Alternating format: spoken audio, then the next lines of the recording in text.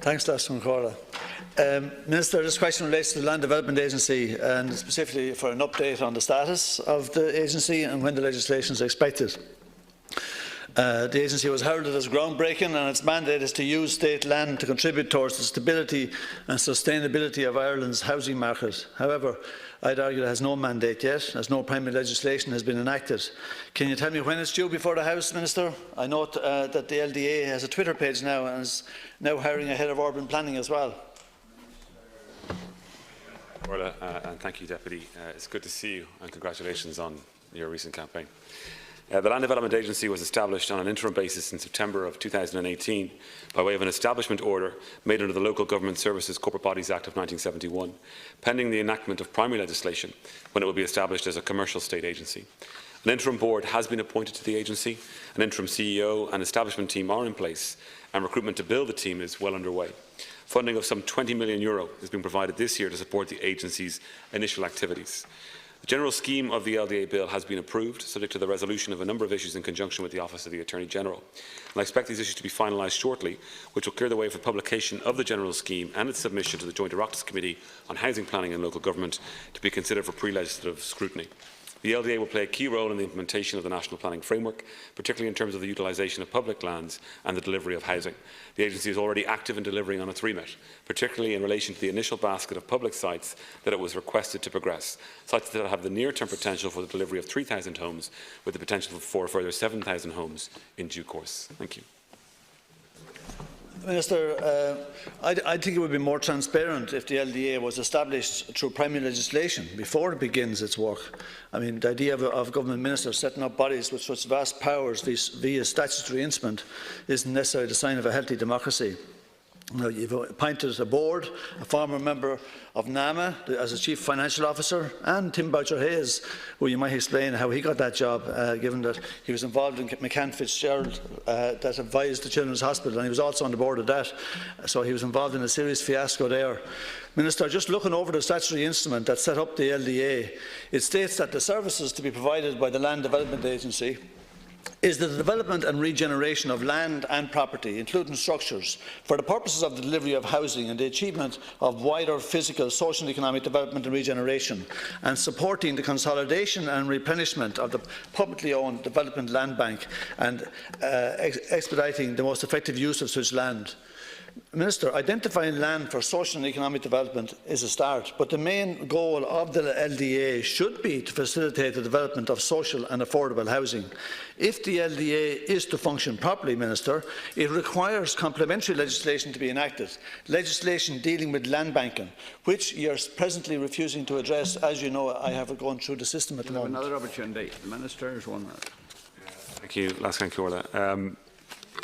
Deputy, you're right that this requires primary legislation. Once we put it on a statutory footing, we can then capitalise it to the tune of €1.25 billion. That will make the Land Development Agency one of the biggest, if not the biggest, player in the land market in the country. That's the state bringing forward state land and private land, developing it in a strategic interest for the state, as a public good, for housing, for public housing, social housing, subsidised housing and private housing as well as other things that might be required in that particular area. But we don't want unnecessary delays either. So if we can do a preparatory piece of work before actually having the primary legislation, that's what we should do, and that's what we have done. So we have an interim CEO, we have an interim board. These are in place until it's on a statutory footing. And because we have them in place, they're able to progress. At the moment, I think it's 8 sites that they have. Indeed, I briefed the Taoiseach on this only last month, on the progress that is happening with each of these sites. And it is proceeding in a very transparent way. As you say, it is tweeting as to the vacancies it's trying to fill for the company as it gets up and running. I think it's very important in terms of progressing legislation as quickly as possible. That's why I spoke to the Attorney-General again on this morning in terms of being able to get something published as quickly as possible, because I don't want any unnecessary delays. But at the same time, the agency is there. It has its temporary offices, it has its interim board and CEO, and it is working on sites at the moment. The next question is the name of Deputy. That delivering sustainable and affordable homes for people near their workplaces and social networks is a core part of the agency's work. This will not be achieved, Minister, if the government doesn't address the elephant in the room, which is the land and the problems around it. And you're not taking the land banking legislation serious. You just want it to go away. And it's nuts. It would favour 99% of your own supporters. I mean, will the government need to seek approval from the EU Commission with regard to the Land Development Agency and State Aid Minister. As you're aware, Article 107 of the Treaty of the Functioning of the EU prohibits state aid which distorts or threatens to distort competition. I believe that for the LDA to function properly, it would have to distort competition somewhat, as the state needs to lower the price of land if we are serious about tackling the challenges around housing in this country and the supply of. Can you provide any insight, Minister, into whether discussions with the EU Commission are taking place? And Minister, you didn't answer my question. How does someone like Tim Boucher-Hayes, who makes an absolute dog's dinner of the Children's Hospital on the board and the advisors McCann Fitzgerald, how does he get another job from the state? No, I know your time might be short here, but I wouldn't mention names.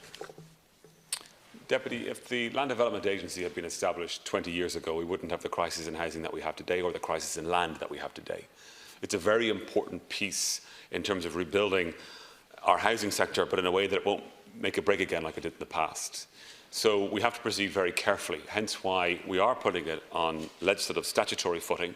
That's why we have had a number of engagements with the Attorney-General in relation to the legislation, which is coming very shortly, but also at the same time, because of the existing acts that we already have, I was able to set it up on an interim basis to get work going now on those key sites that we've identified. So you talk about land being the elephant, that we're not addressing it. The whole purpose of the Land Development Agency is to take state land, but also private land that's in the public interest for strategic reasons, into public ownership, into public use or strategic use. That's what it's there to do. We also have the vacant site levy, which has more than 300 million land under levy, and over 40 sites that hadn't been developed are now under development since the levy came into effect.